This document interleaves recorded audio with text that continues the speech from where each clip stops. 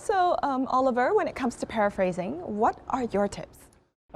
Well, people have to realise how important it is to be able to paraphrase, and it's specifically mentioned in the band score descriptors, the piece of paper that is basically used to help the examiner to analyse your performance. So in terms of lexical resource, if you can't remember a word, as long as you use paraphrase effectively and when required, then you can still get a band score 9. The other advantage of paraphrasing is that you tend to use relative clause. You'll actually increase your grammar mark. Another thing that I really love is using these words which can mean anything in the English language. So if you forget a word, you can say a whatchamacallit or a thingamajig. So for example, so I went up to the door and I put the thingamajig in the lock and turned it around and opened the door. You know, the key, obviously, but you don't need to actually say it as long as you don't spend too much time focusing on that word. You just get around the language problem and move on. So yeah, a thingamajig, a whatchamacallit, very useful language. That's such a great summary, I think, for people. You know, they don't need to make things too complicated. You know, sometimes it's okay to repeat.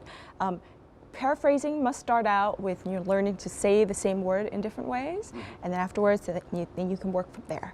Yeah, and there's loads of different games that you can do to play that at home. So, you know, for example, picking up a card with the word on it and then you have to define it to your friends without saying the word, and that could be a really fun game. Yeah. Oh, let's try that game now. Shall we?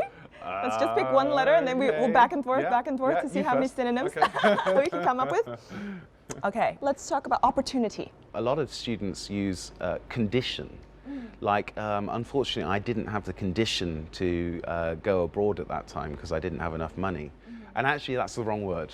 I guess the most obvious synonym for opportunity would be a chance to experience something. Yeah. I thought we also find a lot of Vietnamese students use the collocation a golden chance to do something. To be honest, I don't really like the sound of it. It doesn't sound like the sort of thing a native English speaker would tend to use. But you would say golden opportunity, though. Yeah, to me that sounds better. Yeah.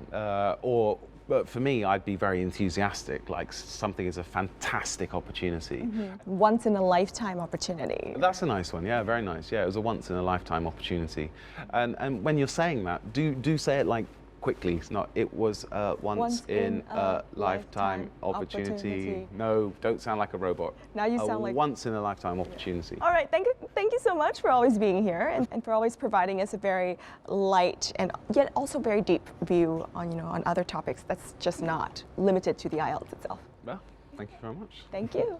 All right, guys, if you want to see more of Oliver, and of course, if you want to see more of our content, make sure you tune in into our Facebook page. We also have Zello, we also have YouTube, Instagram, and many, many platforms that Vietnamese people love. Tune into all of those things, check out our content, and make sure you always study hard.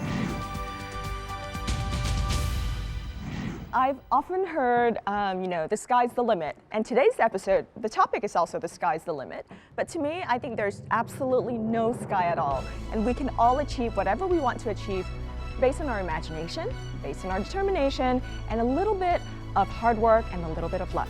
So I hope that this episode has been able to inspire you with people who's been great at achieving what they've been achieving in life. And hopefully you'll be able to achieve those things as well. And share with us on all of our online mediums as to what is your sky and what is your limit and what do you hope to achieve for yourself. Until next time, bye!